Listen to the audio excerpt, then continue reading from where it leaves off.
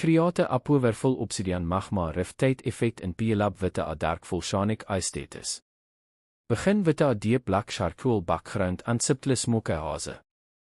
Isebold, Jafai typography witte a glossy obsidian texture, creating realistic reflections and sharp metallic hegelights.